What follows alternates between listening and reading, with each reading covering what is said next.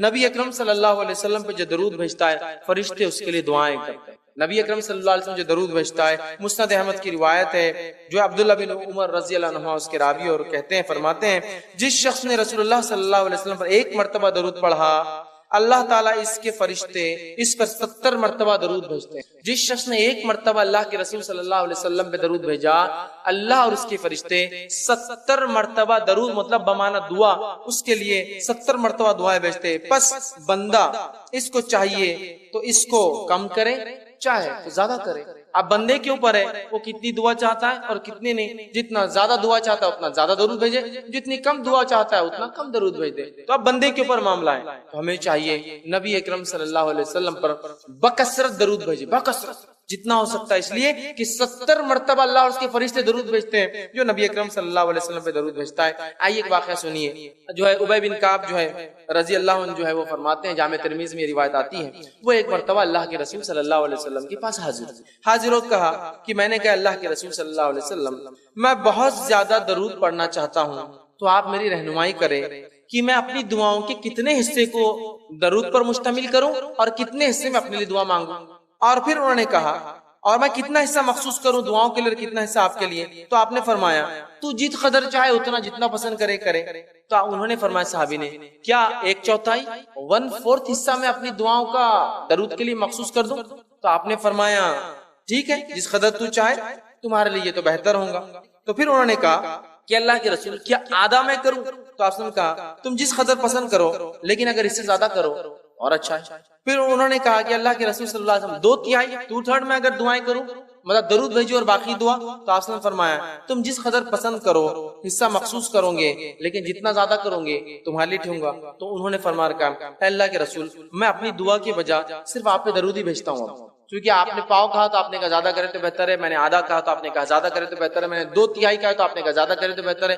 اب میں کیا کرتا ہوں صرف آپ پہ درود بھیجتا ہوں. تو آپ نے فرمایا کہا تو پھر تو تمہارے غموں کی کفایت کی جائے گی. اگر تم نے صرف میرے اوپر درود ہی بھیجا اور دعا اپنے لیے نہیں مانگی تو پھر تو تمہارے غموں کی اللہ کفایت کر جائے گا، جتنے غم اور پریشان کفایت کر جائیں گی اور گناہوں کو معاف کر دیا جائے گا. تو اس حدیث سے پتہ چلا نبی اکرم صلی اللہ علیہ وسلم درود بھیجنے سے غموں کی کفایت ہو جاتی ہے، ہر غم اللہ دور کر دیتا ہے اور اللہ تعالیٰ جو ہے ہمیں ہمارے گناہوں کو معاف کرتا ہے. تو ہمیں چاہیے کثرت سے نبی اکرم صلی اللہ علیہ وسلم درود بھیجے. دنیا کا بھی فائدہ اور آخرت کا فائدہ، دعائیں قبول ہو رہی ہے، معافی مل رہی ہے، فرشتے بھی دعا کرے، اللہ بھی درود بھیج رہا ہے. اور 70 مرتبہ ایک بار بھیجو، 70 مرتبہ اللہ اور اس کے فرشتوں کی دعائیں. اسی طرح جو ہے توبہ اور استغفار کے فائدے کیا ہوتے ہیں؟ اگر انسان توبہ کرتا ہے، استغفار کرتا ہے تو کیا بینیفٹس اس کو ملتے ہیں اس چیز کے، وہ بھی ہم دیکھتے ہیں. چلیے آئیے.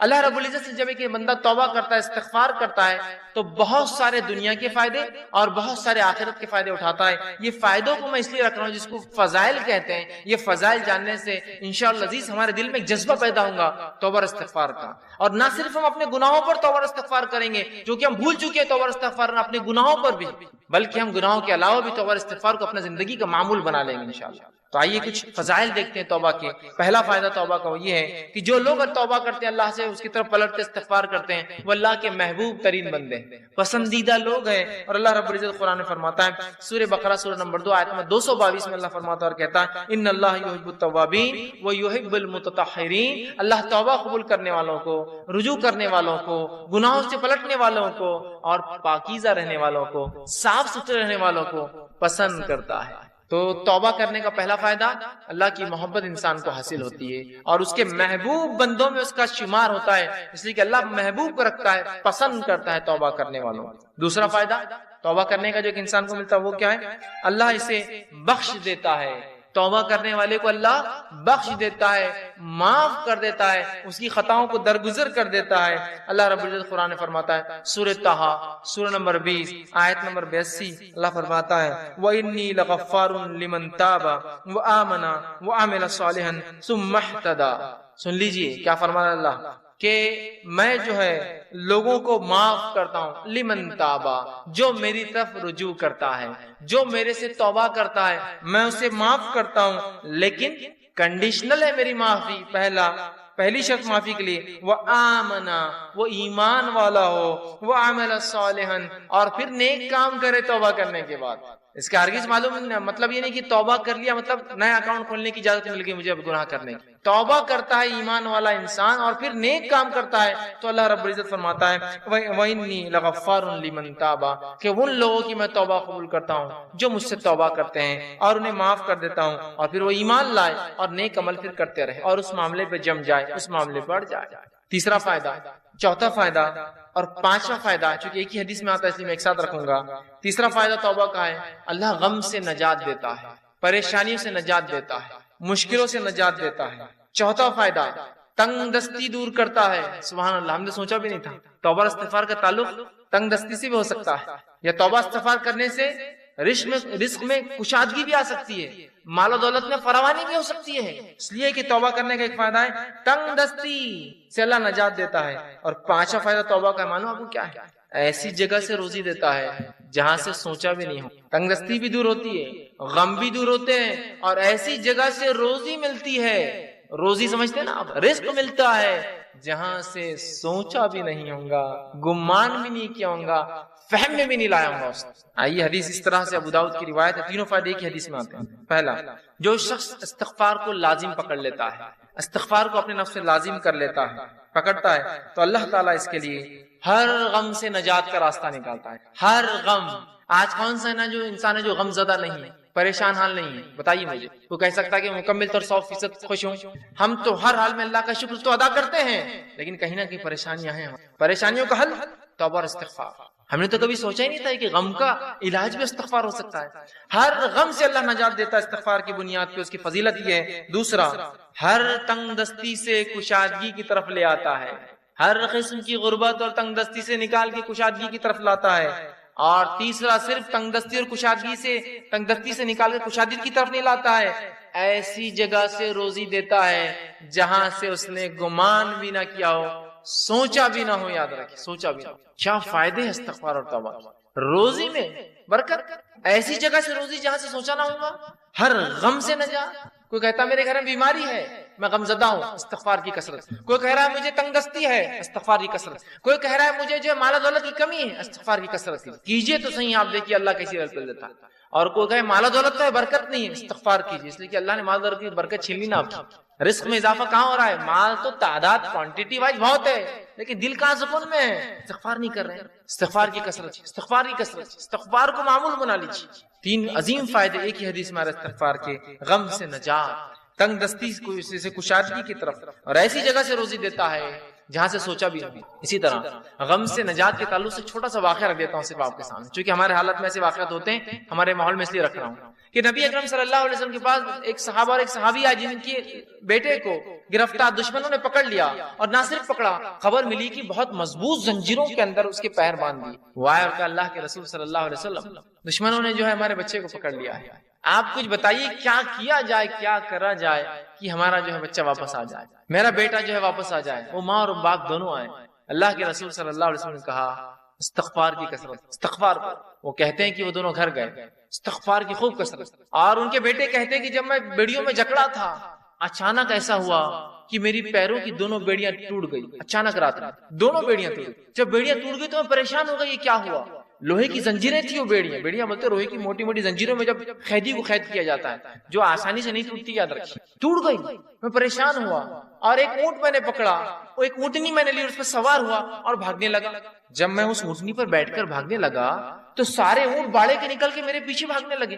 اب چونکہ مجھے تو جان بچانے تھی، میں نکل گیا اور پورے اونٹ بھی پیچھے بھاگنے لگے۔ اور اس کے بعد وہ اپنے گھر آئے، والدین خوش ہو اٹھے، والدین سے ملاقات کی اور اللہ کے رسول کے پاس اس بچے کو لے کر اللہ کے رسول ہمارا بیٹا گھر واپس آ گیا ہے، استغفار کی برکت دیکھی، بچہ واپس آ گیا۔ ہر غم تھا نا بیٹے کے گمنے کا، اللہ نجات دے دی، بیٹا واپس دے دی۔ پھر کہا اللہ کے رسول اب یہ اونٹوں کو کیا کریں؟ چونکہ بھاگنے کے لیے میں نے دشمن کی اونٹنی لے لی تھی نا، جان بچانے کے لیے جو اونٹنی لی گئی تھی ان کی نہیں تھی، دشمن کی تھی۔ اور کہا وہ ایک نہیں، وہ اونٹنی کی وجہ سے کئی اونٹ پیچھے آ گئے میرے۔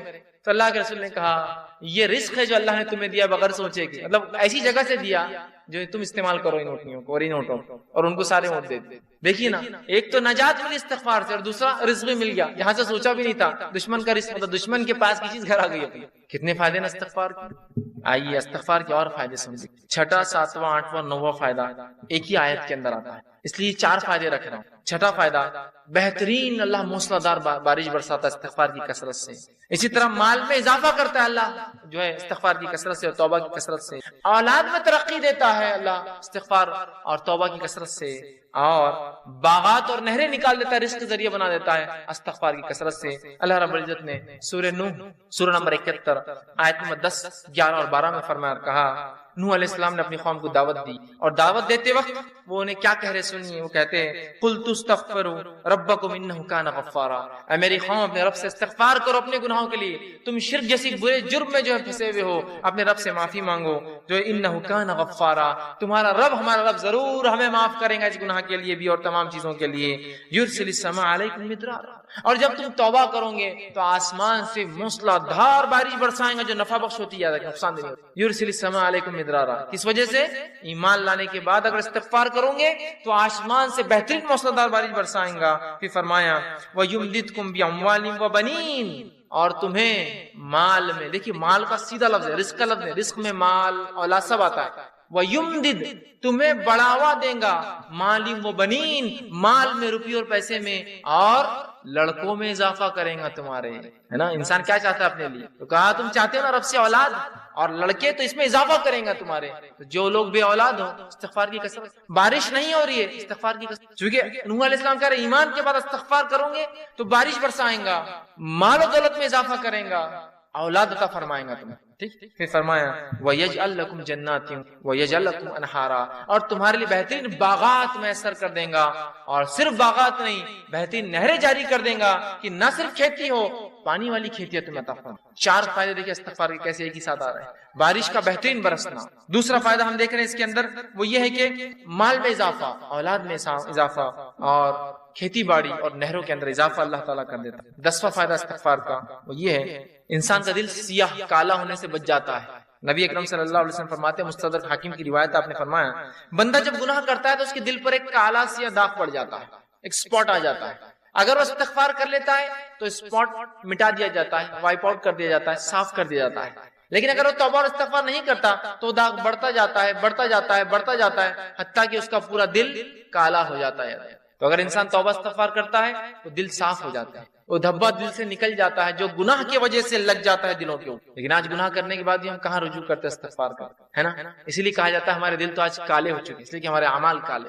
استغفار کرنے سے دھبا مٹتا چلا جاتا ہے، گناہ ہوئے استغفار کیجیے، توبہ کیجیے، دھبا مٹ جائیں گا، تو دل کالے ہونے سے بچ جاتا ہے۔ اور جب استغفار کرتا ہے تو دل چمکا دیا جاتا ہے، صاف کر دیا جاتا ہے۔ اسی طرح 11واں فائدہ توبہ اور استغفار کا وہ یہ ہے کہ توبہ اور استغفار سے کتنا ہی گناہ، بڑا گناہ کیوں نہ اللہ معاف کر دیتا ہے۔ توبہ اور استغفار جب انسان کرتا ہے نا، کتنا ہی بڑا گناہ آپ نے اور ہم نے کیوں نہ کیا ہو اللہ معاف کر، کتنا ہی بڑا۔ اور سب سے بڑا دنیا میں گناہ کون سا ہے؟ اللہ کے ساتھ شرک کرنا۔ اگر شرک کرنے والا بھی توبہ کرے سچی، تو سچی توبہ کے بعد اللہ اس کے شرک کو بھی معاف کر دیتا ہے، زنا کو بھی معاف کر دیتا ہے، کفر کو بھی معاف کر دیتا ہے، نفاق کو بھی معاف کر دیتا ہے، ہر قسم کے گناہ کو معاف کر دیتا ہے۔ اور نماز اگر چھوڑتا ہے، تارک الصلاۃ، نماز چھوڑنے والا، تو اس کے گناہ معاف ہو جائیں گے، لیکن توبہ سچی ہو۔ اور توبہ کی شرائط میں بھر انشاءاللہ آگے آؤں گا، لیکن جو بات آیت گزری آگے وہ یہ ہے کہ ایمان لانے کے بعد عمل صالح بڑھ جائے، یہ توبہ کی شرائط ہے۔ ورنہ یہ نہیں کہ توبہ کر لی اور اگلا گناہ کرنا پھر شروع کر دیا۔ گناہ کرنے سے ہر گناہ کی معافی، توبہ کرنے سے ہر گناہ کی معافی ملتی ہے، ہر گناہ کی۔ شرط یہ ہے کہ موت سے پہلے یا قیامت کی کوئی بڑی علامت آنے سے پہلے یہ کر لیا جائے، موت سے پہلے۔ اس لیے کہ آپ نے حدیث فرمایا جب خرخراہٹ کی آواز گلے میں شروع ہوتی نا، نزات کی حالت، موت سے قریب خرخر آواز آتی گلے سے، انسان مرنے قریب ہوتا ہے، تو تب کی گئی توبہ قبول نہیں ہوتی ہے۔ اس لیے کہ فرعون نے بھی توبہ کی تھی جب وہ غرق ہو رہا تھا، صحیح بخاری کی روایت، غرق ہو رہا تھا، ماں دیکھ چکا تھا، توبہ کی، اللہ نے توبہ قبول نہیں کی اور ڈوب کو مارا گیا، کیونکہ ڈوبتے وقت کہا میں ایمان لایا موسیٰ اور ہارون کے رب پر، کام نہیں آئی لیکن توبہ۔ تو اس سے پہلے کی موت آئے توبہ کر لے، یا کوئی علامت آ جائے قیامت کی، توبہ ضروری ہے۔ ہر گناہ کی توبہ اللہ معاف کرے، لیکن زندگی میں یاد رکھیں مرنے سے پہلے اور نجات کی حالت، مطلب مرنے کے بعد اور نجات کی حالت سے پہلے اگر توبہ نہ ہوئی تو پھر توبہ کی گنجائش نہیں۔ جو گناہ ہم سے ہوا ہو، کتنا ہی بڑا کیوں نہ ہو، سچی توبہ اپنے رب سے کیجیے، یاد رکھیں توبۃ النصوحہ کیجیے، انشاءاللہ عزیز ہمارا رب کو ہم پائیں گے کہ وہ ہر گناہ کو معاف کرتا ہے۔ آئیے 12واں فائدہ، سچی توبہ کرنے سے ایک ایسا عظیم فائدہ ہے، سنیے، سچی توبہ کرنے سے اللہ گناہوں کو بھی نیکی میں تبدیل کر دیتا ہے۔ سبحان اللہ، ایسا کہیں ہوتا ہے کسی کا آپ نے نقصان کیا، نقصان کرنے کے بعد معافی مانگی اور اس نے اتنے نقصان کے بدلے آپ کو کچھ عطا کر دیا. ہوتا یہ کہ معافی دے دے تو بڑی بات ہے، نہیں تو چیز بھر کے بھی دینا پڑتی، معافی مانگنا پڑتی ہے، زندگی بھر کی دشمنی بھی رہتی. باقی گناہوں کو نیکی میں تبدیل کرنے اگر توبہ سچی ہو تو نبی اکرم صلی اللہ علیہ وسلم کے پاس ایک ایسا قبیلہ آیا عرب کا جو لوٹ مار کرتا تھا، راستوں مسافروں کو لوٹتا تھا اور وہی ان کی انکم کا ذریعہ تھا. خون قرابہ، قتل، غارت گری، شرک اور کفر اور لوٹ مار. وائے کہ اللہ کے رسول، کیا ہماری توبہ ہے؟ اللہ ہم اگر توبہ کرنا چاہتے ہیں کہ ہماری توبہ ہے جو اتنے گناہ ہم زندگی میں کر چکے ہیں، اور آج کون سا ایسا انسان ہے دنیا میں جو معافی نہیں چاہتا اپنے گناہوں کے لیے؟ راستہ یہ ہے معافی کا، راستہ یہ ہے معافی. ہر انسان چاہتا ہے اسے گناہ معاف ہو، ہر انسان ریپینٹ کرنا چاہتا ہے، توبہ کرنا چاہتا ہے، استغفار کرنا چاہتا ہے اپنے رب سے. یہ ہے طریقہ توبہ. تو کہا ہماری کوئی توبہ ہے؟ اللہ رب العزت نے ایک پوری طویل آیت نازل کی کہ وہ لوگ جو کفر کرتے ہیں، قتل کرتے ہیں، ٹھیک ہے، اور جو ہے اسی میں جو ہے کفر اور شرک اور قتل و غارت گری میں ان کی موت آ جاتی ہے، تو اللہ ان سے عذاب کو نہیں ہٹائیں گا. لیکن آگے فرمایا جو کہ جو ہے آیت اس طرح سے اللہ فرماتا ہے الا من تاب وعمل عملا صالحا فاولئک یبدل اللہ سیئاتہم حسنات وکان اللہ غفورا رحیما. اللہ نے فرمایا الا من تاب، ان گناہوں کے بعد اگر کوئی توبہ کر لے، شرک کیا تھا، قتل کیا تھا، جو کچھ کیا تھا، اگر توبہ کر لے، وآمنا، اور پہلی شرط ایمان لائے، اور الحمدللہ ہم تو مسلمان ہیں تو ایمان تو ایمان والے ہم ہیں ہی. اس کے بعد دوسری شرط وعمل عملا صالحا، اور اس کے بعد نیک کام شروع کر دے، عمل صالحا فاولئک، تو اللہ پھر اس عمل کے بدلے کہ ایمان والا ہے، سچی توبہ کیا، اولئک یبدل اللہ سیئاتہم، تو اللہ بدل دیں گا ان کے گناہوں کو حسنات، نیکیوں کے اندر. سبحان اللہ. اور آگے فرمایا وکان اللہ غفور الرحیم، اور اللہ تعالیٰ تو معاف کرنے والا اور رحم کرنے والا. تو گناہ بھی نیکی میں تبدیل ہو سکتے اگر سچی توبہ انسان کی. اسی طرح ابن ماجہ کی روایت ہے، آپ صلی اللہ علیہ وسلم فرماتے کہتے ہیں اگر تم اس قدر گناہ کرو کہ تمہارے گناہ آسمان تک پہنچ جائے. لیکن ان حدیثوں کو بالکل رائٹ کانٹیکس میں لیجیے، بالکل صحیح معنوں میں لیجیے. یہ حدیث دلیل نہیں ہے گناہ کرنے کی، جو ہو جاتے اس کی معافی کی دلیل نہیں آتی. Right context. تو اللہ کے رسول فرماتے ہیں کہ اگر تمہارے گناہ آسمانوں تک بھی اگر چھوئیں گے، ٹھیک، اگر تم اس قدر گناہ کرو کہ تمہارے گناہ آسمانوں تک پہنچ جائیں گے، پھر تم توبہ کر لو تو اللہ تمہاری توبہ کو قبول کریں گے. اگر کسی انسان نے ایسے بھی گناہ کیے ہو جو آسمانوں تک چھو رہ جائے، لیکن وہ اللہ کی ذات سے ان گناہوں پہ کبھی نا امید نہ ہو، یاد رکھیں، بلکہ اگر سچی توبہ کرتا ہے تو انشاءاللہ عزیز اپنے رب کو وہ توبہ قبول کرنے والا اور معاف کرنے والا ضرور پائیں گا. لیکن توبہ سچی ہو، اس کے شرائط کے ساتھ، یاد رکھیں. چلیے آئیے آگے. 13ویں چیز، 13واں فائدہ جو ہم توبہ کا فائدہ اٹھاتے ہیں اور جو ہے استغفار کا، آدمی سچی توبہ کی وجہ سے جنت کا مستحق بن جاتا ہے. سچی توبہ کی وجہ سے جنت کا مستحق بن جاتا ہے. اللہ رب العزت نے سورہ تحریم سورہ نمبر 66 آیت نمبر 8 میں فرمایا یا ایھا الذین آمنوا توبوا الی اللہ توبۃ نصوحا، اے وہ لوگوں جو ایمان لائے ہو اللہ سے سچی توبہ کرو، سچا رجوع کرو، سچے ڈھنگ سے اس کی طرف پلٹو اور گناہوں سے اپنی معافی مانگو. تو نصوحا عسى ربکم ان یکفر عنکم سیئاتکم، تو ہو سکتا ہے تمہارا رب پھر تم سے تمہارے گناہوں کی مغفرت کر دے، اس کا کفارہ کر دے، اسے معاف کر دے. سیئاتکم ویدخلکم جنات تجری من تحتها الانہار، اور تمہیں ایسی جنتوں میں داخل کر دے جس کے نیچے ندیاں نہریں بہتی ہیں. توبہ کرنے کا فائدہ، انسان جنت کا مستحق بن جاتا ہے. 14واں اور آخری فائدہ جو آج میں رکھوں گا توبہ کا وہ یہ ہے، جب انسان سچی توبہ کرتا ہے، سچے طور سے ندامت ہوتا ہے، توبہ کرتا ہے، تو جو ہے اللہ رب العزت جو ہے اس سے خوش ہوتا ہے. انسان جب توبہ کرتا ہے تو اللہ خوش ہوتا ہے، ناراض نہیں ہوتا. ہاں ناراض تو ان سے ہوتا ہے جو گناہ کرے اور اڑ جائے اس پر، لیکن جو توبہ کرتے ہیں اللہ خوش ہوتا ہے. حدیث کے الفاظ اس طرح سے جو توبہ کے بارے میں نبی اکرم صلی اللہ علیہ وسلم فرماتے ہیں کہ اللہ خوش ہوتا ہے، اور حدیث اس طرح سے جو صحیح بخاری کی روایت ہے، آپ صلی اللہ علیہ وسلم فرماتے ہیں کہ اللہ اپنے بندے کی توبہ پر ایسا خوش ہوتا ہے، جب بندہ توبہ کرتا اللہ ایسا خوش ہوتا ہے جیسے کہ ایک شخص سفر پر نکلا ہو، مسافر ہو، سفر کر کے چل جا رہا ہو، اور ایک جگہ اپنے اونٹ کو باندھے اور لیٹ جائے ریگستان کے بیچ میں، اور جب وہ جاگے تو اس کا اونٹ چلا جائے، وہ تھوڑا نکل کر ڈھونڈتا ہے اپنے اونٹ کو، اس کا اونٹ اسے نظر نہیں آتا، تو پھر وہ واپس آتا ہے اور سوچتا ہے کہ اب ریگستان میں گھوم کے مرنے سے اچھا ہے جہاں لیٹا تھا اس چھوٹے درخت کے نیچے لیٹ جاؤں تو مجھے موت آ جائے، کیونکہ اب ریگستان میں اونٹ گھومنا مطلب موت ہے اور کوئی راستہ نہیں. وہ آ کر لیٹ جاتا ہے، اور جب لیٹ جاتا ہے تھوڑی دیر بعد دیکھتا ہے تو اس کا اونٹ پورے مال کے ساتھ جوں کا تو کھڑا ہے. ایک تو ریگستان، اس پر اکیلا مسافر، اور اس پر اونٹ کا واپس آنا، یہ بہت تعجب کی بات ہے. جو لوگ عرب ہیں وہ جانتے ہیں، جو لوگ اونٹ پالتے ہیں وہ جانتے ہیں. اونٹ کبھی زندگی میں پالتو نہیں ہوتا. اس لیے حدیث میں آپ نے فرمایا قرآن جو شخص حفظ کرتا ہے اسے پکڑ کر رکھے، اس لیے کہ قرآن کا حفظ ایسے ذہن سے نکلتا ہے جیسے اونٹ مالک سے نکل کر بھاگ جاتا ہے. ایک اونٹ کو آپ 100 سال پالیے، 100 سال بعد رسی ایک بار کھلی چھوڑیے، ایسے بھاگے گا کہ کبھی واپس لوٹ کر نہیں آئے. لیکن اس کا اونٹ واپس مال کے ساتھ آ جاتا ہے. اس لیے خوشی کی بات کر، اور وہ خوشی سے جم اٹھتا ہے اور کہتا ہے خوشی میں اے اللہ میں تیرا رب اور تو میرا بندہ. خوشی میں، چونکہ اس کو سمجھتا نہیں کیا بولوں اس خوشی کے اندر، تو کہتا ہے اللہ میں تیرا رب اور تو میرا بندہ. اس آدمی سے بھی زیادہ اللہ خوش ہوتا ہے جب کوئی شخص توبہ کرتا ہے. اس آدمی سے بھی زیادہ اللہ خوش ہوتا ہے جب کوئی شخص توبہ کرتا ہے. دیکھ رہے ہیں آپ توبہ کیا فضیلت. اللہ خوش ہوتا ہے توبہ کرنے والا، اور بہت ناراض اور غضبناک ہوتا ہے، عذاب نازل کرتا ہے جو گناہ پہ گناہ کرتے ہیں. اور انسان ہونے کے ناطے کیا گناہ ہم سے نہیں ہوتے، کیا گناہ نہیں ہوتے ہماری آنکھوں سے، ہمارے ہاتھ سے، ہماری زبان سے، ہمارے کانوں سے، ہمارے جسم سے. لیکن رب سے ہم فوراً کر لیں استغفر اللہ استغفر اللہ، پتہ نہیں کیا ہو گیا، کوئی چیز نقصان پہنچ گیا، کسی جانور کو نقصان پہنچ گیا، کسی انسان کو پہنچ گیا ہوں، میں نہیں جانتا ہوں، میری گاڑی کہیں کھڑی تھی کسی کو تکلیف ہو گئی ہوں گی، استغفار کا ورد کر رہا ہوں استغفر اللہ، ہو گیا گناہ معاف. آئندہ وہ غلطی نہیں کرنا چاہیے، لیکن انون ہم کو نہیں پتا ہم سے کیا ہو رہا ہے، کتنی خطائیں غلطیاں ہو جاتی ہیں. بس ورد کرتے رہیے، اپنے ایک معمول بنا لیں. تو آپ صلی اللہ علیہ وسلم فرماتے ہیں اس سے زیادہ اللہ خوش ہوتا ہے اس آدمی سے جب کوئی انسان اپنے رب کی طرف رجوع کرتا ہے اور توبہ کرتا ہے، پلٹتا ہے، گناہوں سے معافی مانگتا ہے. ابن القیم رحمہ اللہ جو ہے کتاب ہے ان کی لکھی مدراج سالکین، اس کے اندر بہت اچھی بات نقل کرتے ہیں. انشاءاللہ اس کتاب کا میں پورا وہ پریفیس وہ جملہ آپ کے سامنے نقل کرتا ہوں.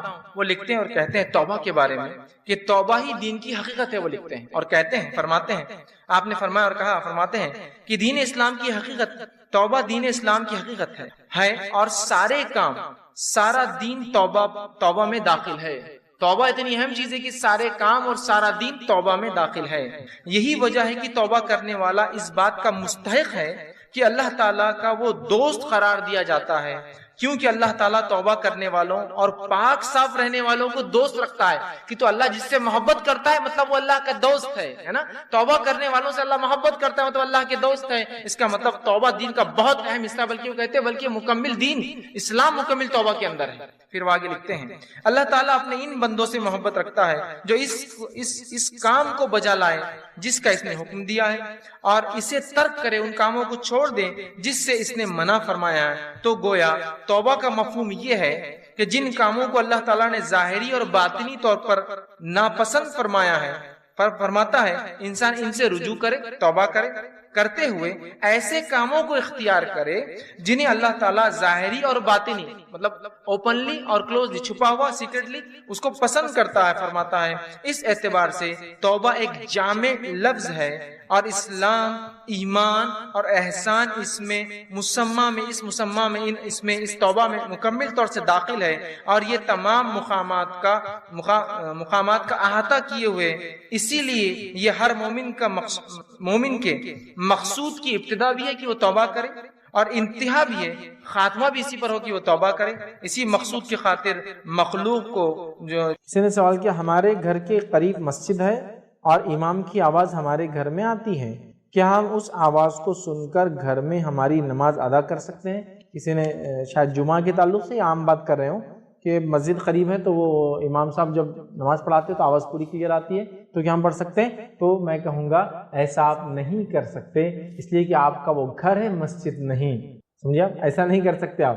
اگر کسی جگہ کو مسجد میں انکلوڈ کیا جاتا ہے اور وہ آپ کا گھر بھی ہے تو ایک الگ مسئلہ ہے، لیکن وہ آپ کا گھر ہے، وہ مسجد نہیں ہے، تو لہٰذا امام کے صرف آواز آنے کی وجہ سے آپ نماز نہیں پڑھ سکتے ہیں جب تک کہ وہ ایریا مسجد نہیں کہلاتا. مسجد حرم میں یا مسجد نبی کے اطراف جو مالز وغیرہ ہے انہوں نے یہ سسٹم کر رکھا ہے، وہ ایک جگہ کو ڈیڈیکیٹڈ کرتے ہیں مسجد کے لیے اور وہ حرم سے جڑا ہوتا ہے پورا سسٹم. پتہ ہے نا آپ کو؟ مطلب وہی مائک سسٹم جو حرم کا، وہ اس کا ایک سپیکر یہاں ہوتا ہے، آپ پورا سن سکتے ہیں. تو یہ تو ایک الگ مسئلہ ہے، لیکن آپ کا گھر مسجد نہیں، وہ ڈیڈیکیٹڈ مسجدیں ہوتی ہیں. ٹھیک ہے. اور ویسے بھی وہاں علماء کہتے ہیں کہ آپ آگے پڑھیے، لوگ اپنے اپنے مقامات پہ وہیں پڑھ رہے ہیں، درست نہیں. جب آگے فل ہے تو یہاں بھی آپ پڑھ سکتے ہیں. ٹھیک ہے. بہرحال تو مسجد، چونکہ آپ کا گھر مسجد نہیں ہے تو لہٰذا وہاں آپ ایسا نہیں کر سکتے، آپ کو مسجد میں ہی جانا پڑے گا. ٹھیک ہے. گھر میں اس طرح صرف آواز آنے پر آپ ان کے پیچھے نماز نہیں پڑھ سکتے. السلام علیکم. خطبے میں امام محمد صلی اللہ علیہ وسلم کے نام لیتا ہے تو ہمیں بھی صلی اللہ علیہ وسلم بولنا چاہیے. بھائی نے ایک سوال کیا کہ نبی اکرم صلی اللہ علیہ وسلم پر جب نام لے خطیب خطبے میں تو کیا ہم درود بھیجیں؟ دیکھیے خطیب خطبے میں نام لے رہا ہے تو خطیب درود بھیجے، یہ اس کے لیے ضروری ہے، ہم لوگوں کا بولنا نہیں ضروری، اس لیے ہم سب بولیں گے تو پھر مسجد میں آواز شروع ہو جائیں گے۔ نبی اکرم صلی اللہ علیہ وسلم کو جب کوئی شخص نام لے تو اس پر واجب ہے کہ آپ پہ درود بھیجا جائے۔ اگر ہم سن رہے ہیں تو ہم دل میں درود بھیجیں، ہم اگر زور سے درود بھیجیں گے تو مسجد جمعہ کے دن ڈسٹرب ہوں گی یاد رکھیں۔ تو لہٰذا آپ اگر نبی اکرم صلی اللہ علیہ وسلم کا نام جمعے میں بھی آ رہا ہے تو آپ دل میں درود بھیج دیں جمعہ کے اندر، ٹھیک ہے، دل میں درود بھیج دیں، باقی ٹائم تو آپ بالکل پڑھ سکتے ہیں، دل میں بھیجیں، چونکہ آپ زور سے پڑھیں گے تو مسجد ڈسٹرب ہوں گی اور جمعے کے دن مسجد میں آواز ہونا یہ ٹھیک نہیں ہے، اس کے ادب کے خلاف ہے، تو لہٰذا آپ وہاں دل میں بھیج دیں، یا پھر خطیب نام لے رہا ہے وہ پڑھے، چونکہ نام ہمارے سامنے لیا جا رہا ہے تو دل میں درود بھیجنا انشاءاللہ یہ کفایت کر جائیں گا، اس کا الفاظ ادا کیجیے ورنہ پوری مسجد ڈسٹرب ہو۔ کسی نے سوال کیا what about a woman who can't go for جمعہ صلاح as she has to take care of others at home, example old parents, اس میں بچے بھی ایڈ کے چلڈرن، ٹھیک۔ سوال یہ ہے کہ ایک عورت جمعہ کو نہیں جا سکتی مطلب نماز کو، چونکہ اس پہ ذمہ داریاں گھر میں بوڑھے ماں باپ ہو سکتے ہیں یا ساس سسر ہو سکتے ہیں، بچے ہو سکتے ہیں، تو کیا کریں؟ دیکھیے میں نے اس کی وضاحت کر دی، عورت کے لیے جمعہ مستثنا ہے، ایکسیپشنل ہے، اس کو اس کی پکڑ نہیں ہوگی، اللہ پوچھے گا نہیں، چونکہ 5 لوگوں کے لیے جمعہ نہیں ہے، پڑھے تو افضل ہے، نہ پڑھے تو کچھ نہیں۔ لیکن میں نے کیوں کہا پڑھو، کیوں کہا مسجد جاؤ؟ تاکہ مسجد جانے سے کم از کم ہفتے واری عورتیں واضح نصیحت تو سنیں گی، اجتماعیت میں جڑنے سے کم از کم ایک ان میں جذبہ اور جوش تو آئے گا، اس نیت سے میں نے کہا۔ تو لہٰذا آپ مجبوراً اگر نہیں جاتے تو آپ کے لیے کچھ بھی نہیں ہے، اس کی کوئی پکڑ نہیں ہے۔ ہاں اگر سوال کا حصہ یہ کہ اگر ہم جمعہ نہیں جا سکتے، گھر پہ ہے، ذمہ داری کرے، تو کیا کریں؟ تو دیکھیے جس کو جمعہ نہیں ملی وہ کیا پڑھتا ہے پھر اس دن؟ ظہر، اس کے لیے ظہر ہے۔ جس کو جمعہ نہیں ملا اس کے لیے ظہر ہے، اور جمعہ کے لیے ضروری کیا ہے کہ آپ خطبہ جمعہ ہو اور پھر نماز ہو اس کے بعد، ٹھیک ہے۔ تو خطبہ جمعہ نہیں ہوا تو آپ کیا کریں گے پھر؟ خطبہ جمعہ نہیں ہوتا، آپ نے جمعہ نہیں پڑھی، مسجد نہیں گئے، تو آپ مسافر تھے، آپ بیمار تھے، آپ عورت ہیں یا بچے ہیں، ٹھیک ہے، یا غلام ہیں، تو کیا کریں گے پھر؟ ظہر پڑھیں گے، یاد رکھیے، اور 4 رکعت ہوں گی ظہر کی۔ تو میں نے یہ غلط فہمی بھی دیکھی، بہت ساری عورتیں جمعہ کے دن جمعہ کی نیت سے گھر میں جمعہ پڑھتی ہے اور 2 رکعت پڑھتی ہے۔ نہیں، گھر میں جب آپ ہوں گے اور جمعہ نہیں جائیں گے، جیسے آپ کہہ رہے ہیں آپ بوڑھے والدین کی وجہ سے نہیں جا سکتے، تو کوئی مسئلہ نہیں، آپ پہ کوئی پکڑ کوئی گرفت نہیں، لیکن آپ جب گھر میں نماز پڑھیں گے تو اس دن آپ کی جمعہ نہیں ہوتی ہے، جمعہ نہیں ظہر پڑھی جائیں گی، تو آپ ظہر پڑھیے، ظہر کی نیت سے کھڑے اور ظہر پڑھیے، اور ظہر کی موقع ظہر کی سنتیں اور ظہر کی ساری چیزیں ہوں گی، یاد رکھیں، ٹھیک ہے۔ تو لہٰذا آپ عورت ہیں، عورت ہونے چونکہ چیٹ پر سوال آیا تو میں عورت ہے سمجھ رہا ہوں، تو لہٰذا آپ کے لیے جمعہ مستثنا ہے، آپ نہ بھی جاتے انشاءاللہ کوئی حرج نہیں، لیکن جانے کی کوشش کریں جب بھی موقع ملے، تاکہ علم میں اضافہ اور اجتماعیت میں جڑنے سے جو بہت سارے فائدے ہوتے ہیں، مسجد جانے سے جو بہت سارا نالج ہوتا ہے، دوسروں کو دیکھ کر جو بہت ساری اصلاح ہوتی ہے، انشاءاللہ وہ فائدہ آپ کو انشاءاللہ ملے۔ کسی نے ایک سوال کیا جینٹس نماز میں ہیٹ کیسے رکھے؟ ہیٹ سے مراد میں سمجھتا ہوں ٹوپی کے بارے میں پوچھ رہے ہیں، اور کہا جمعہ کی نماز چھوٹ جائے تو کب پڑھیں؟ اسکول جاتے ہیں اس لیے چھوٹ جاتی ہے۔ 2 سوال ہیں۔ تو جینٹس دیکھیے مسجد میں ہیٹ پہنتے، کیپ پہنتے، تو اب کیسی پہنے میں نہیں بتا سکتا، بس سر پہ پہنے، کیونکہ الگ الگ کیپس کی ٹائپس ہوتی ہے، الگ الگ قسمیں ہوتی ہے، اور الگ الگ فارمز اور شیپس ہوتے ہیں، کلرز ہوتے ہیں، تو میں نہیں بتا پاؤں گا، بس سر ڈھانکے کوئی چیز، تو یہ کیپ پہننا ہوگی۔ رہا ان کا دوسرا سوال کہ جمعہ کی نماز اگر چھوٹ جاتی ہے اسکول وغیرہ کی وجہ سے تو کیا کرے؟ تو جس کی جمعہ چھوٹ جاتی ہے اس کے لیے جمعہ نہیں، اس کے لیے کیا ہے؟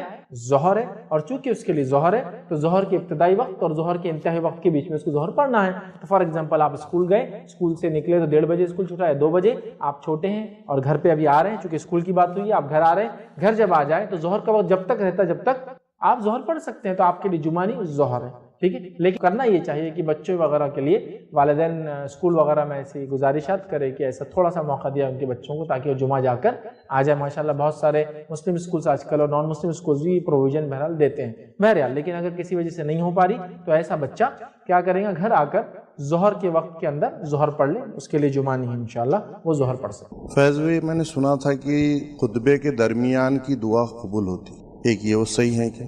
دوسرا یہ ہم بچوں کو لے کے جاتے جمعے کا دن، بچے کافی ڈسٹرب بھی کرتے خطبے کے وقت، تو ان کو کیسا جیسا روکنا، کیسا خاموش بھی رہنا، بولنا نہیں ہے؟ تو بھائی کا سوال ہے کہ جمعہ کے خطبے کے درمیان جو دعا کی جاتی ہے وہ قبول ہوتی ہے؟ اس تعلق سے میرے علم میں کچھ چیز نہیں ہے، لیکن یہ بات میں ضرور بیان کروں گا کہ جمعہ کی خطبے اور عید کے خطبے میں امام دعا کر سکتا ہے اور یہاں اجتماعی دعا کی جا سکتی ہے، جس کا میں نے پچھلے سوال کے جواب میں تفصیلات رکھ دی کہ جب خطیب دعا کرے تو اس کے اندر آپ آمین کہہ سکتے ہیں، لیکن زور سے نہ کہیں چونکہ مسجد ڈسٹرب ہوتی، آپ دل میں آمین کہیں، ہلکے سے آمین آپ بہرحال اس میں کہہ سکتے ہیں۔ لیکن کیا خطبے کے دوران کی گئی دعا قبول ہوتی ہے؟ واللہ عالم، میرے علم میں اس چیز کے تعلق سے کوئی بات ابھی نہیں ہے۔ رہا سوال کا ایک حصہ جو بھائی نے ایک سوال کیا وہ یہ ہے کہ بچوں کو مسجد لے جانا جس میں بہت ڈسٹرب کرتے خاص طور جمعہ میں کیسا ہے، تو میں یہی کہوں گا نبی اکرم صلی اللہ علیہ وسلم کے زمانے میں بچے مسجد آتے تھے تو طریقہ یہ تھا بڑے آگے بچے پیچھے اور عورتیں اس کے پیچھے. اب تو عورتوں کا الگ ہی انتظام ہے، تو اب ہوں گے بڑے آگے اور بچے پیچھے، تو آپ بچوں کو پیچھے بٹھائیں انشاءاللہ.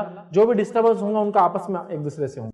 لیکن بچے سے مراد وہ بچہ جو سمجھدار اگر ہو جائے تو پھر تو آپ اس کو ساتھ صف میں رکھیں، لیکن وہ بچہ جو سمجھدار نہیں ہے تو اس کو آپ پیچھے رکھنا چاہیے. وہ پیچھے رہیں گا، آپ نماز پڑھ کے جا کے اس کو لے لیں. یا پھر بہت چھوٹا ہے نقصان کر سکتا ہے اپنا، تو پھر کوشش یہ کرے گھر چھوڑ کر آئے، اس کو مسجد میں نہ لائے، اس لیے کہ پھر آپ بھی ڈسٹرب ہوں گے اور دوسرے مصلیان بھی اس سے ڈسٹرب ہوں گے. ورنہ اور اگر تھوڑا بڑا ہے تو پیچھے رکھیں، اور بڑا ہے سمجھدار ہے تو اپنے ساتھ صف میں رکھیں انشاءاللہ. جبکہ وہ طہارت جانتا ہے، وضو جانتا ہے، غسل کرتا ہے، تمام چیزیں. عمر پھر اس کی 6 سال بھی ہو سکتی ہے، 7 سال بھی ہو سکتی ہے. عمر سے ڈیفائن نہیں کر سکتے، بچے کی سمجھداری پر ہے، تو آپ اس کو رکھ سکتے، اور اگر اتنے میں بھی سمجھدار نہیں تو اس کو پیچھے بھی رکھ سکتے. روایتوں میں ایسا ملتا ہے کہ 7 سال 8 سال 9 سال کے صحابہ نے نمازیں پڑھی اور دوسرے صحابہ نے ان کے پیچھے نمازیں پڑھی، تو امام بن سکتے ہیں. ٹھیک ہے. ہمارے پاس ایک اصول ہے عقل داڑ ہونا. چیک کرتے ہیں عقل داڑ ہے کیا تیری، تو صف میں کھڑا ہوں گا، نہیں تو نہیں. یہ بالکل بیکار کی بات ہے. یہ تو جانوروں کے لیے چیک کیا جاتا ہے کہ ان کی عمر کتنی ہے. انسان تو ان کی عقل سے اور سمجھداری سے پہچانے جاتے ہیں. ایک آدمی بہت بڑا لیکن پاگل حرکتیں کرتا تو کیا آپ کو صف میں آگے کھڑے کریں گے؟ آپ بولیں گے پیچھے کھڑے کرو. تو عمر سے نہیں، اس کی سمجھداری پہ ڈیپینڈ. تو اگر سمجھدار ہے تو آگے لائیے. لیکن بچوں کو چھوڑنا، مکمل طور سے ترک کر دینا، مسجدوں سے دور کرنے کا سبب مت بنائیے، جیسا آج کل ہو رہا ہے کہ بچوں کو مسجدوں سے دور رکھا جاتا ہے. بچپن میں مارا پیٹا جاتا ہے مسجد میں آ جاؤ، اور بعد میں بڑے ہوتے بولتے مسجد میں آؤ، تو بچپن میں ہکالتے ہو بعد میں بلاتے ہو. یہ کون سا اصول ہے؟ تو بچپن سے ان کو رغبت ہو مسجدوں سے، اس کے لیے آپ کوششیں کریں، جمعہ کی شکل میں، عام دنوں میں شکل میں، عام نمازوں کی شکل میں. ہاں وہ آواز کریں گے، ہاں وہ کبھی کبھار چلائیں گے، ہاں وہ کبھی کبھار پیشاب اور پیخانہ بھی کر سکتے ہیں، ہاں وہ کبھی کبھار کچھ غلطیاں بھی کر سکتے ہیں. ان سب کو ہم کو برداشت کرنا ہوگا، تبھی تو وہ مسجدوں سے ان کا رابطہ قائم ہے. میں اچھے سے جانتا ہوں، جب میں چھوٹا تھا تو بہت زمانے تک چھوٹے تھے مسجد جاتے تھے، تو مسجد گئے تو ہم کو یہ طے رہتا تھا کہ پڑھنے والی ادھر سے اور ادھر سے، بس کہاں پڑھتی ہوں بچانا تھا اپنے آپ کو. سمجھے آپ؟ مسجد جا کے بچہ کھڑا ہوا دیوار کو ہاتھ لگائے، دیوار کو ہاتھ لگائے، تو اب وہ ٹائم پہ ہمارا کام یہ تھا کہ بچنا کیسا اپنے کو. تو گویا مسجد بچے کا جانا مطلب جنگل کے اندر ایک میمنے کا، مطلب بھیڑ کا چھوٹا بچہ، چھوٹا جب رہتا ہے نا بکری کا بچہ ہے، میمنا والی چھوٹا، وہ جانا جیسا ہوگا کہ شکاری بھیڑیے بیٹھے ہوئے پورے ہر طرف. ہاؤس میں بیٹھا، پٹے کو وضو کیا ضرورت ہے؟ طہارت خانے میں گیا، گھر سے کر کے آنا، پٹ، اس کو پیشاب نہیں آ سکتا، وہاں ایک پھٹکا پڑا اس کو، زیادہ دیر بیٹھا، چل اٹھ اٹھ، تیرے کو کیا ضرورت 3 بار دھونے کی، 1 بار دھو، چل نکل، پیر دھونے کی کیا ضرورت ہے؟ تو گویا اس کو وضو کی ضرورت نہیں. صف میں آ کر اول صف میں سب کچھ اہتمام کر کے آیا، حالانکہ شعور والا لڑکا ہے. چل پیچھے جا، مطلب میرا حق پہلے، پیچھے جانا پڑے گا اس کو، وہاں بھی پھٹکا پڑے گا. چٹائی کو کچھ کیا، اس پہ الزام، فلاں بیٹا اس پہ الزام، مسجد میں مچھلیاں تھی ہاؤس میں ہاتھ ڈالا، وہاں ایک پھٹکا سکھانا ہے. مطلب ہر جگہ جگہ دھکے دھکے پہ بیچارے کو پھٹکے کھاتے ہوئے جانا ہے. اب وہ بدزن ہو کے مسجد سے نکل کے چلا گیا. یہ بہت مارتے مسجد میں، ابا کو ساتھ گیا تو ابا کو چپک کے رہتا اس لیے کہ دوسرے مارنے والے ہیں. ٹھیک ہے. اب ابا بھی کب تک رہیں گے، بولیں گے پیچھے جا، پیچھے گیا کہ پھٹکے پڑنے والے. اچھا یہ نہیں ماریں گے تو پڑوس والے بچے بن ایسے لا کے چھوڑے ہوئے ہیں وہ دھورے، تو پورا سسٹم وہ ہو گیا. نتیجتاً ہمارے بچے بدزن ہو کے مسجد میں بھاگ جاتے. اب بڑا ہو گیا، مسجد آنا رے بابا، بہت کھا لیا بچپن میں، کافی ہوتی سیکنگ بہت ہوئی میری، اب نہیں ہونا. تو بچپن میں بدزن کرتے ہو، بڑے ہو کے بلاتے ہو. نبی اکرم صلی اللہ علیہ وسلم جیسی شخصیت اور ذات دنیا میں موجود ہے. مسجد نبوی میں آپ امامت کرتے ہیں اور آگے کھڑے ہوتے ہیں اور یہ ارادہ کرتے ہیں کہ آج میں رکعت لمبی کروں گا، لمبے سورے پڑھوں گا. اور جب آپ نماز کو سورہ فاتحہ کے بعد کوئی سورہ پڑھتے ہیں، بچے کی پیچھے سے رونے کی آواز آتی ہے. جیسی رونے کی آواز آتی ہے حضرت ماتا، آپ اپنی نماز کو جو نیت کی تھی اس کے مقابلے میں چھوٹی کر دیتے ہیں، جلدی ختم کرتے ہیں، کیونکہ آپ کو برداشت نہیں ہوتا ہے کہ ایک بچہ رو رہا ہے، اس کی ماں کا دل تھوڑا ہوتا کھینچتا ہے. تو مسجد نبوی میں چھوٹے چھوٹے صحابہ روتے تھے، ان کی آوازیں امام کے کانوں تک جاتی تھی، لیکن اللہ کے رسول نے پڑھے کبھی نہیں بولا کہ ارے کون لاتا رہے اتنے چھوٹے چھوٹوں کو، آئندہ مت لایا کرو، اور ذلیل کرتا اٹھ کے، نہیں کبھی نہیں کیا. ہمارے پاس اگر کوئی بچہ رو تو امام صاحب 2 سے 3 دن برداشت پھر بولیں گے کون لاتا اس کو، لاؤ پٹے کو لاؤ، وہ والا وہ رو رہا رو. یہ کس کا پوٹا ہے؟ یہ آنا نہیں مسجد کے اندر، اب دکھانا میرے کو تو ہوں گا، تمہاری نمازیں تو خراب ہو رہی، ہماری نمازیں بھی خراب ہو رہی، انہیں اللہ ہے نیچے لا. اور وہ بچہ، اس کا باپ بھی بالکل رسوا ہو جاتا بچے کی وجہ سے، اور بولتا بیٹا میں تو چاہتا ہوں تجھے نماز کو لے جانا، امام صاحب پھر اعلان نہ کر دے، مجھے ڈر لگتا ہے. یہ کریں گے، یہ شرارت بھی کریں گے، یہ ہو سکتا ہے ضد بھی کریں گے، یہ روئیں گے بھی. اور ایسا کیا مسجد نبوی میں نبی اکرم صلی اللہ علیہ وسلم کے زمانے میں. سب سے دنیا کے سب سے بڑے امام، ان سے بڑا کون ہو سکتا؟ انہوں نے برداشت کیا تو ہمارے امام کون سے ان سے آگے ہیں؟ بچپن میں ہکالتے ہو بدزن کر کے، بڑے ہونے کے بعد لانے کی باتیں کرتے ہو. بچپن سے محبت اور الفت جگہ ان کے دل میں مسجدوں سے، کہ وہ رابطہ قائم کرے، مسجدوں میں جانے والے بن جائے. जवान हो तो मस्जिदों में उनकी जिंदगियां गुजरे, वो तब होगा जब बचपन से मस्जिदों में आते होंगे, माँ की गोद में आते होंगे, बाप की गोद में आते होंगे। माँ को तो आना बंद ही कर दिया आपने, तो बस छोड़ दो माँ को, चलो बाप की गोद में आते होंगे। अब बाप को बंद कर दोगे रुसवा करके ऐसा बोल के, तो कैसा होगा? सफों में भागेंगे भी, कभी होता है। तुर्की की मस्जिदों में उमूमन वो लिखते हैं कि अगर पिछली सफों से बच्चों की आवाज नहीं आ रही है तो फिक्रमंद हो जाओ, तुम्हारी नस्लें कहाँ जा रही है। और अगर हमारी सफों में आवाज आ जाए पीछे से बच्चे की, तो बोलते हैं अब्बा जान बच्चे को कल से इधर मत लाना, मत कीजिए ऐसा। हाँ, बहुत ज्यादा जिद्दी और शरारती बच्चे हो तो एक अलग बात है, बट मुझे मालूम है बच्चे कंट्रोल में होते हैं, मस्जिद का एहतराम करते हैं, बल्कि आते टोपी पहन लेते हैं। छोटे भी है तो बड़ी टोपी डाल के बस इधर उधर जारी, लेकिन बराबर एहतराम करते हैं मस्जिद का। इतनी समझ होती यार इंसान, तो होने दो, करने दो, कभी थोड़ी शरारत करने दो, कभी कुछ चीज करेंगे, लेकिन बाद में। और बच्चों के ताल्लुक से गलतफहमी लोगों को ये है कि बच्चे बोले तो गलत ही होता, सही नहीं हो सकता, ऐसा कोई उसूल है। एक मरतबा मुझे अच्छे से याद है, मैं छोटा था, मस्जिद में जमात थी 5:15 बजे, और मस्जिद की घड़ी में बना हुआ था 5। याद है ना आपको? डिजिटल क्लॉक नहीं थी, वो पुरानी कांटे रहते थे, एक छोटा कांटा एक बड़ा कांटा। अब उतनी समझ तो थी, शऊर है, 8-9 में हूँ, तो इतना शऊर तो हो जाता आदमी, 12-13 ईयर्स का हो जाता है, तो 5:15 कर दिया उसको। 5 था तो गलत मैसेज जा रहा ना, अजान का टाइम तो लिखते नहीं इंडिया में, सलात नमाज का टाइम लिखते हैं, 5:15 कर दिया। अब एक साहब पूछा क्या करा, अब ये रेडी रहना पड़ता अपने, कैसे थे आने वाला हाथ, क्या करा, वो टाइम 5 था 5:15 कर दिया। क्या करा? मस्जिद में नमाज में ठीक करने की क्या जरूरत थी, लेकिन गलत था ना वो, बच्चे तुम गलत नहीं, पाठ चलो निकलो, मतलब सही काम भी किया तो तुम नहीं कर सकते, क्यों? तो तुम बच्चे हो। अरे ये कौन सा उसूल है, मुझे समझ में नहीं आ रहा, समझ रहे? ये कौन सा एहतराम, कौन सा उसूल है? गलत सही बोल रहा। हालांकि एक मरतबा अब्बासी खलीफा के पास एक शख्स नुमाइंदगी करने अपनी कौम की, और उम्र में छोटा था, तो अब्बासी खलीफा ने ऐसे ही कहा कि क्या तुम्हारे पास कोई उम्र रसीदा आदमी नहीं है जिसको तुम भेजो नुमाइंदगी के लिए? तो उस बच्चे ने अच्छा जवाब दिया, कहा खलीफा हमारी इस उम्मत में कई ऐसे लोग हैं जो उम्र के एतबार से आपसे बड़े हैं, फिर भी वो खलीफा नहीं है, आप खलीफा है, आप कम है हालांकि उम्र, तो मेरा उम्र में बड़ा होना जरूरी नहीं है, मैं जिस मुद्दे को पेश करना है आप वो सुनिए, अगर उसमें कुछ हो तो आप बताइए। बात जो की जा रही है वो असल कहने वाला। अब एक छोटा बच्चा है, तो हमारे पास उसूल है छोटा बच्चा गलत ही होता, एक छोटा बच्चा आपको आगे गढ़ा है मत जाओ, चल रहे तू छोटा पे क्या गढ़ा, अब जाके गिर गए, सही बोल रहा था यार, उन्हें गढ़ा है आगे, सही गढ़ा था। तो बच्चे की इंफॉर्मेशन गलत होना जरूरी नहीं, वो राइट बोला आगे गढ़ा है मत जाओ मत जाओ, नहीं बच्चा है उसको क्या समझता, ऐसा नहीं, ठीक है। तो बहरहाल उनका एहतराम कीजिए, उनको सुनिए, बल्कि उनको मुकाम दीजिए। उमर इब्न खत्ताब रजी अल्लाह ने एक मरतबा गुजर रहे हैं, अब्दुल्ला बिन जुबैर रजी अल्लाह और बाकी दीगर सहाबा खेल रहे हैं। अनस बिन मालिक रज़ियल्लाहु अन्हु फरमाते जो है उमर इब्न खत्ताब जैसे ही वहां से गुजरे तो बच्चे फटाफट भागने लगे, कभी खलीफा था तुम्हारा, भागने लगे। अब्दुल्ला बिन जुबैर छोटे थे काफी, जब इनकी वालदा ने हिजरत की, ये हिजरत के बाद खुबा में पैदा हुए थे, तो मतलब 11 साल उम्र होंगी, हार्डली 13 साल 12 साल खेल रहे थे, सब बच्चे भाग गए। उमर इब्न खत्ताब सब भाग गए। उमर इब्न खत्ताब रुकिया कर और कहा अब्दुल्ला तुम नहीं भागे, सब भाग गए बच्चे। तो कहा अमीरुल मोमिनीन मैंने कोई ऐसा गलत काम किया नहीं जो डर के मुझे आपसे भागने की जरूरत है, पहला। दूसरा, रास्ता इतना छोटा नहीं है कि मैं खड़ा रहूं तो आप नहीं जा सकते जो मैं यहाँ से हटूं, इसलिए मैं नहीं भागा। उमर इब्न खत्ताब खुश हुए और चले गए। सही जवाब है ना, एक मैंने कोई गलत काम नहीं किया जो आपसे भागूं, सेकंड रास्ता इतना छोटा नहीं है कि आपको जगह देने के लिए मुझे हटना पड़े, मैं नहीं हटा, इसलिए आपने एहतराम किया ना। ये कहा कि उमर से जबान लड़ा था, ले दो, हमारे पास तो ये होता भाई, सही बोलो या गलत बोलो, बोला ही कैसा, हालांकि एहतराम में नहीं है। अगर किसी बड़े के सामने मुंह ही नहीं खोलना एहतराम होता तो ये सहाबा कभी मुंह नहीं खोलते उमर इब्न खत्ताब जैसी शख्सियत के सामने, क्योंकि अल्लाह के रसूल सल्लल्लाहु अलैहि वसल्लम के बाद अगर किसी का मुकाम है दुनिया के अंदर तो कौन है?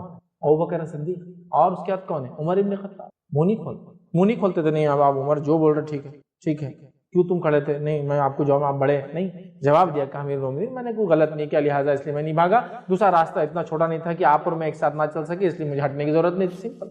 उन्होंने कुछ नहीं कहा कि क्या जबान दराज है कि तुम्हारी वालदा को तुम्हारे वालिद को बोलता, जुबैर को जाके कि ऐसा पालेगा बच्चा, अस्मा को बोलता जाके तुम्हारी माँ तो फुला है, नहीं, कुछ नहीं, आप खुश हंसते हुए गए। एहतराम कीजिए, उनको रिस्पेक्ट कीजिए। तो बहरहाल लाइए मस्जिदों में उनका ख्याल करते हुए, बहुत ज्यादा छोटे तो मैं ये कहूँगा एहतियात करें, या फिर बच्चों की सफ में रखें, अपने साथ ना रखें तो इंशाल्लाह कम, क्योंकि आपके साथ होंगे तो मोहब्बत में ज्यादा डिस्टर्ब करते होंगे, नजदीक हुए तो गोद में बैठेंगे, पीछे रहेंगे तो आराम से बिल्कुल हाथ रख के बिल्कुल बैठेंगे, टोपी पहन के एकदम आराम। तो लाइए ताकि उनकी एक मोहब्बत पैदा हो, फिर वो आए اور بچے کس کو کہتے ہیں وہ بھی سمجھ لے، ورنہ پتہ چلا بڑے بڑے ہو گئے 17-18 سال بھی ہو رہے تو عقلدار نہیں، بچہ ہی بولے سب میں بھی مت کھڑا رہے اور فلاں، یہ سب نہیں ہونا چاہیے۔ تو بہرحال یہ چیزوں کو سمجھنے کی بہت زیادہ ضرورت ہے۔ الحمدللہ لوگ آج کل کافی اپ ٹو ڈیٹ ہے، میں نے دیکھا ہوں چھوٹے بچے جو پہلے زمانے میں جن کو صفوں میں کھڑے رہنے کی اجازت نہیں تھی، آج پہلی صفوں میں بھی دکھتے ہیں، چونکہ وہ پہلے آیا جمعہ کو تو پہلے کھڑے رہنا اس کا حق ہے، اس کو کوئی پیچھے نہیں کر سکتا۔ اور ہوتا تھا ہم لوگ 12 13 14 سال کے ہو گئے، صفوں میں پہلے کھڑے ہوتے تھے، بعد میں آنے والے ہم کو پیچھے کرتے تھے اور ہم چپلوں میں وہ دھوپ میں کھڑے رہتے تھے اور یہ لوگ آرام سے منڈپ کے اندر اور مسجدوں میں نماز پڑھتے تھے۔ چھوٹے ہونے کے ناطے ہم نے جمعہ پڑھنا چھوڑ دی تھی، پھر کیونکہ وہ چپل میں بہت گرم ہوتا تھا، کبھی چپل بھی نہیں رہی تو بولتے تھے چپل، اچھا چپل بھی سمجھ لیجئے، مجھے اچھے سے یاد ہے چلچلاتی دھوپ گرمی کے دن، مسجد پھر اس کے بعد منڈپ، اس کے بعد خالی حصہ چپل ہے، وہاں کھڑے کر دیتے بچوں، حالانکہ بچے پہلے سے آگے بیٹھے، بچے بولے تو بچے نہیں بالغ ہے، 12 13 14 سال بالغ ہو جاتا ہے انسان، شرعی اعتبار سے، قانونی اعتبار سے نہیں، انہوں نے پتہ نہیں قانونی اعتبار سے لے لیا شرعی اعتبار چھوڑ کر، عقلدار 18 سال کے بعد آ رہی تو وہ دیکھ رہے، بہرحال پیچھے کھڑے ہو جانا۔ تو پھر ایک ٹائم یہ آیا کہ ہم مسجد میں نماز کو جانا چھوڑ دی، کس لیے؟ دھوپ میں کھڑے ہو۔ اچھا پرابلم یہ ہے کہ دھوپ میں کھڑے ہو تو پیر برداشت نہیں کر رہے دھوپ، چپلیں ہوتی تو چپل کو لیتے تھے پیر کے نیچے، تو کو پیچھے آ کے پھر وہی چپل میں نماز پڑھ رہا، سمجھے آپ؟ نہ ایسا کھانے دیں گے نہ ایسا کھانے دیں گے، لوگ نہیں کرنے دیں، تو ایسا مت کیجیے بچوں کو۔ لیکن الحمدللہ میں نے دیکھا ہوں بچے آتے ہیں صفوں میں بیٹھتے ہیں، بلکہ بچوں نے اپنا حق لینا بھی سیکھ لیا کچھ جگہ، کوئی پیچھے رہا کیوں ہٹنا، پہلے پوچھتے بھی نہیں تھے بچے، کیوں ہٹنا پوچھا تو بولتا ہاں ٹھیک ہے کوئی بات نہیں، سمجھا؟ بہرحال تو ان کو احترام دیجیے انشاءاللہ، آج بچپن میں ان کو احترام آپ دیں گے، کل وہ انشاءاللہ مسلی بنیں گے اس میں۔ کسی نے سوال کیا سورہ کہف پورا پڑھنا چاہیے یا سٹارٹنگ کی 10 آیتیں اور لاسٹ کی 10 آیتیں کافی ہوتی ہیں؟ دیکھیے سورہ کہف کو جمعہ کے دن پورا پڑھنا ہے، یہ سٹارٹنگ کی 10 اور اینڈنگ کی 10 میں نے اس کی فضیلت صرف بتائی، وہ ہے کہ دجال سے حفاظت کے لیے یہ آیتیں کافی ہیں، لیکن جمعہ کے لیے پورا پڑھنا ہے، یہ دجال سے محفوظ رہنے کے لیے آپ یہ کر سکتے، لیکن جمعہ کے لیے آپ کو پورا جو ہے سورۃ الکہف پڑھنا یاد رکھیں، اس کے اندر 10 آگے کی 10 پیچھے کی نہیں، پورا سورۃ الکہف اس کے اندر آپ کو تلاوت کرنا ہے جمعہ کے جہاں تک معاملہ۔ کسی نے ایک سوال کیا is there any significance regarding charity given on the day of جمعہ؟ کیا اس کی کوئی خاص فضیلت ہے کہ جمعہ کے دن صدقات دیے جائیں؟ تو بہرحال جمعہ کے دن دیے جانے والے صدقات کی کوئی خاص فضیلت ہمیں روایتوں میں نہیں ملتی، لیکن ہم یہ کہہ سکتے جمعہ کا دن ایک افضل دن ہے، تو لہٰذا اس کے اندر جہاں آپ نمازیں پڑھ رہے ہیں تو وہاں آپ صدقات بھی دے سکتے ہیں، لیکن کیا یہ صدقات افضل ہوں گے؟ اس کے تعلق سے کوئی دلیل چونکہ ہم کو نہیں ملتی تو ہم کہیں گے واللہ عالم، اللہ بہتر جانتا ہے، ورنہ صدقے کا عموماً ثواب بہت ہوتا ہے، عام طور سے 1 سے لے کر 700 اور 700 کے ملٹیپل ٹائمز ہوتا ہے جو قرآن کی آیت ثابت ہے۔ بہرحال تو صدقے کا ثواب ویسے ہی عموماً بہت زیادہ ہوتا ہے، 1 سے لے کر 700 ملٹیپل ٹائمز آف 700۔ تو بہرحال جمعے کے دن صدقے کی خاص فضیلت کے تعلق سے کوئی روایت میں نہیں جانتا ہوں۔ کسی نے سوال کیا is it good to start the business after prayer of جمعہ what if the profession is of doctor؟ کسی نے سوال کیا کہ کیا جمعہ کے دن بزنس یا کوئی چیز جمعہ کے بعد شروع کرنا چاہیے، لیکن اگر ایک ڈاکٹر ہو تو وہ کیا کرے؟ دیکھیے میں نے جو بات آپ کو کہی وہ یہ ہے جمعہ کی اذان ہو جائے تو بزنس بند کرنا ہے نماز ہونے تک، تو یہ نہیں ہے کہ جمعہ صبح سے بند رکھنا ہے جمعہ کے بعد تک، تو آپ جمعہ سے پہلے بالکل کھول سکتے ہیں، as a doctor, as a engineer, as a architect, as a lawyer, سب کچھ کیجئے، بس جمعہ کی اذان ہو جائے۔ اب چونکہ اذان ملٹیپل ہوتی ہے، گلف وغیرہ میں ایک ہی اذان ہوتی ہے، اب یہاں ملٹیپل ہوتی ہے، تو جس مسجد میں آپ جا رہے ہیں اس مسجد کی اذان جب خطیب چڑھنا ہے اس سے پہلے فری ہو جائے، سمجھا، اور خطبے سے پہلے پہنچ جائے تو آپ کے لیے انشاءاللہ کافی ہے۔ تو جمعہ تک بند رکھنا کوئی ضروری نہیں ہے، جمعہ سے پہلے آپ کھول دیجئے، فجر کے بعد آپ کھول دیجئے، جمعہ تک کھلا رکھیے، جمعہ کی اذان ہو جائے بند کر دیجئے، جمعہ کی نماز پڑھ کے کھول لیجئے، ٹھیک ہے۔ تو لہٰذا بند رکھنا جمعہ سے پہلے ضروری نہیں ہے، صرف اذان ہونے کے بعد بند رکھنا ہے، نماز ہونے تک آپ کی جس مسجد میں بہرحال آپ پڑھ رہے ہیں، چونکہ آج کل الگ الگ مسجدیں الگ الگ وقتوں میں اذانیں اور نماز ہوتی ہے، تو یہ انشاءاللہ عزیز کافی رہیں گی۔ جنرل ٹرمز میں کہوں گا 12 ساڑھے 12 بجے بند کر دیجیے، 2:30 بجے کھول لیجیے، 2 بجے کھول لیجیے، کیونکہ عموماً اذانیں 12:30 سے شروع ہوتی ہے، جس علاقے میں ہم لوگ رہتے ہیں 2 بجے تک تو بالکل سب ختم ہو جاتا ہے، ختم ہو 1.5 گھنٹہ بند رکھنا۔ میں مسجد میں جو جاتا ہوں 1 بجے اذان ہوتی ہے، خطبہ چالو ہوتا ہے، اس کے بعد 1 بجے بند، ٹھیک کوئی مسئلہ نہیں، یا آپ کے علاقے میں ایک ہی مسجد 1 بجے ہوتا ہے، ٹھیک کوئی مسئلہ نہیں، ٹھیک ہے۔ تو کوئی بند رکھنا ضروری جمعہ تک۔ ایک غلط فہمی لوگوں کو یہ کہ جمعہ سے پہلے بزنس نہیں چلانا، پھر جمعہ کی نماز کے بعد دکان کھولتے ہیں، ایسا کچھ بھی نہیں، جمعہ سے پہلے کھلا رکھیے، ہاں اذان ہو جائے جمعہ کی تو بند کیجیے، جائیے بزنس بند کر کے نماز پڑھیے، آئیے پھر بزنس کھول لیجیے انشاءاللہ، کوئی مسئلہ نہیں۔ کسی نے ایک سوال کیا ہے، سوال عنوان سے متعلق نہیں ہے لیکن ضروری سمجھتا ہوں جواب دے دوں۔ کسی نے سوال کیا کہ سیلفی، آج کل سیلفی کے بہت کریز ہو چکا ہے اور خاص کر سیلیبریٹیز اسکالرز کے ساتھ بھی مرد اور خواتین گھیر لیتے ہیں، یہ کہاں تک درست ہے؟ لوگوں کو نصیحت کریں۔ کسی نے سوال کیا سیلفی کے تعلق سے کہ آج کل لوگوں کو بہت کریز ہو گیا ہے، سیلیبریٹیز اسکالرز کو بھی نہیں چھوڑتے ہیں، تو بہرحال دیکھیے سیلفیز، یہ میں نے اس سے پہلے اس کی تفصیلات رکھی تھی، امریکن سائیکیٹرک ایسوسیشن کے ایک اسٹڈی کے اعتبار سے انہوں نے ایک سیلفی لینا اور سیلفی کریزی بن جانا، کریزی سمجھتے ہیں نا، سیلفیاں لیتے رہنا، اس کو ایک بیماری ڈکلیئر کر دیا ہے. سیلفیٹش بولتے ہیں اس بیماری کو. جو آدمی ایسا ہو جاتا ہے کہ سیلفی لیے بغیر اس کو بہت پرابلم ہوتی ہے. پہلے بولتے ہیں نا ہاتھ کھجا رہا، پیٹ کھجا رہا، پیٹ کھجا رہی تو پھٹکے پڑے ہاتھ کا پیسہ آئے گا، ایسا کچھ تو بھی اس کو کھجاتا ہے، کیا نہیں پتا، اس کو پرابلم ہو جاتی ہے، جس کے نتیجے میں وہ سیلفی لینے کے بعد ایک اس کی انگزائٹی، اس کے اندر کا وہ تھوڑا ریلیکس ہوتا ہے، اس کو اچھا لگتا ہے، اور پھر وہ سیلفی کے لیے الگ الگ موڈز، الگ الگ فیس، الگ الگ ایکسپریشنز دیتا ہے تاکہ وہ سیلفیز لے اور الگ الگ بیک گراؤنڈز کو چوائس کرتا ہے. تو یہ آفیشلی امریکن سائیکیٹرک ایسوسیشن کی طرف سے یہ ایک بیماری ڈکلیئر ہو چکی ہے جن لوگوں کو. اب یہ بیماری ہے، سمجھ جائیے آپ، مطلب اس کی لت لگتی عادت ہے. اوائڈ کرنا ایک بیسٹ چیز ہے، یاد رکھیں، اوائڈ کرنا بیسٹ چیز ہے. اس کو نہ لینا ہی سب سے اچھا کام ہے، یاد رکھیں، اور اس سے بچنا ہی سب سے بہترین چیز ہے.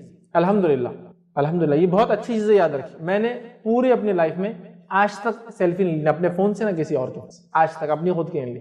میرے فوٹوز جو ایک بار لیے پتہ نہیں 2007-8 کے ہیں وہ ریکارڈنگز، وہی فوٹو ہر جگہ پیج تھے، کبھی میں نے چینج نہیں کیا آج تک. چونکہ آئی ڈی ہوتا ہے فوٹو، اس کو چینج کرنا ضروری نہیں. ہاں جب بال سفید ہو جائیں گے دھوکہ نہ ہو، بلکہ جب سفید والی ڈال دیں گے، ابھی کالے جب تک ہے تو چلنے دو.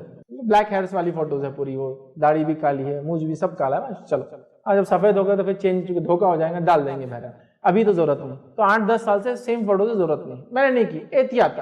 کبھی کبھار ضرورت پڑنے پر کھینچ لینا، سمجھ میں آ رہا ہے، فوٹوز آئی ڈی کے لیے ہوتا ہے نا، آئی ڈی دینا ہے آپ کو کسی کو فوراً جلدی سے، تو کھینچ لے. سیلفی کے بدلے سامنے کسی کو لینے لگا تو اور کلیئر فوٹو آتی ہے بہرحال. لیکن یہ ایک بیماری ہے. اب اس کا کریز اتنا ہو چکا ہے، اس لیول تک پہنچ چکی ہے کہ یہ بیماری ثابت ہو چکی ہے اور لوگوں کو ہو رہی ہے، یاد رکھیں. اور اتنا عجیب و غریب کریز کسی کو انتہا نہیں، عجیب و غریب کریز. اس سے لوگوں کو بچنا چاہیے، یاد رکھیں. یہ بہت خطرناک چیز ہے، اس کو اوائڈ کیجیے جب تک کہ آپ کو ضرورت نہیں ہے. ایز اے انفارمیشن آپ کو دینا ہے تو ٹھیک ہے، نیوز دینا ہے، کوریج دینا ہے کہ میں یہاں کھڑا ہوں، ایسے حالات یہاں چل رہے ہیں، یہ ہوا ہے، میرے پیچھے دیکھیے اب یہ ہو رہا ہے، ٹھیک. لیکن اس کو ایز اے انجوائمنٹ تھوڑی دن آپ کریں گے، بعد میں آپ اس کو بہت زیادہ نقصان، اور حد یہ ہوگی کہ جھوٹ موٹ ہر چیز. پہلے تو یہ تھا ایسا کھینچتے تھے سامنے بٹھا کے، اب کیا ہوگا، کھانا کھا رہے، اچھا کھانا خود کا بھی نہیں ہو، کسی اور کا ہے، اچھا دکھا، سجاوا اچھا ہے، بھائی صاحب ایک فوٹو لے لو، وہ بھی بولتا چلو کھانے کے پیسوں سے ویسے ہی وصول ہو رہے پیسے اپنے، لے لے تو فوٹو لے لے. کسی کی گاڑی دیکھی اچھی، بولے مبارک ہو، خوش بھی ہو رہا، نہیں اسی کیا ضرورت ہے. ارے بھیا اس کے پاس سائیکل بھی نہیں ہے، وہ کسی گاڑی کے بازو کھڑا ہو گیا تھا. حالت دیکھیے آپ، سمجھے نا، مطلب یہ دنیا عجیب ہوگی. کسی نے جوک بھیجا تھا، ایک ڈاکٹر ایک خاتون سے پوچھتا آج ناشتے میں کیا کھائے، تو بولتی پیزا، برگرز اور یہ اور وہ فلاں، فرینچ فرائز. وہ بولتا چپ، یہ فیس بک اسٹیٹس نہیں ہے، سیدھے سے بولو. تو بولے کھاگینا روٹی. ہاں سمجھے آپ، فیس بک اسٹیٹس میں یہ سب چلتا، ریئل لائف میں کھاگینا روٹی کھا کے آئے ہوئے. تو وہی حال ہو گیا ہم لوگوں کا. یہ کریز لے کر ڈوب رہا ہے اور یہ بہت حد تک بڑھ چکا ہے، ٹھیک. اور اس کریز کا میں بھی 1-2 بار شکار ہو چکا ہوں، تو اب بچنے کی کوشش کر رہا ہوں، لیکن لوگ چھوڑتے نہیں. حال ہی میں ایک سفر پہ گیا تھا، سفر میں اتنے مجھے چاہنے والے لوگ مل گئے کہ مرد تو مرد، عورتوں کی جھنڈ بھی آ رہے فوٹو کھینچا رہے، روک روک کے پریشان. پھر سیکورٹی کو آواز دینا پڑا.